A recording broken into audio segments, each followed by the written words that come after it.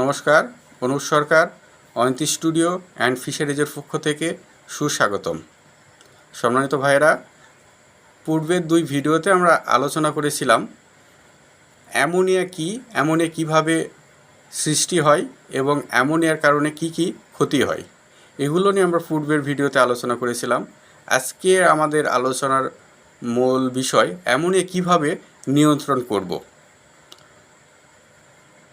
তো ভাইয়েরা, যদি আপনাদের চ্যানেলটি ভালো লেগে থাকে অবশ্যই সাবস্ক্রাইব করবেন এবং প্রতিদিনের আপডেট পেতে সহায়তা করবেন।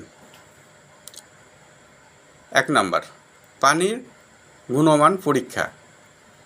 নিয়মিতভাবে পানির অ্যামোনিয়া মাত্রা পরীক্ষা করা উচিত। 2 নম্বর, পর্যাপ্ত অক্সিজেন সরবরাহ। অক্সিজেনের সরবরাহ বৃদ্ধি করে অ্যামোনিয়ার প্রভাব কমানো সম্ভব।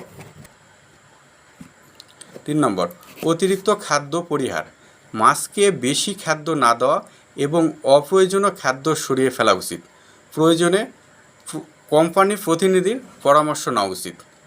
নাইট্রিফাইং ব্যাকটেরিয়া ব্যবহার। নাইট্রিফাইং ব্যাকটেরিয়া ব্যবহার করে অ্যামোনিয়াকে নাইট্রেটে রূপান্তরিত করা যায়। পর্যাপ্ত জলজ উদ্ভিদ রোপণ। জলজ উদ্ভিদ অ্যামোনিয়া শোষণ করে পানির গুণগত মান উন্নত করতে পারে। পানির নিয়মিত পরিবর্তন। প্রয়োজনে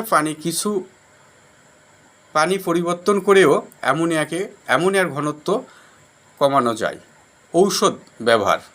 প্রোবায়োটিক, জিওলাইট, ইউকা এবং মাটি ও পানির প্রোবায়োটিক ব্যবহার করা যেতে পারে।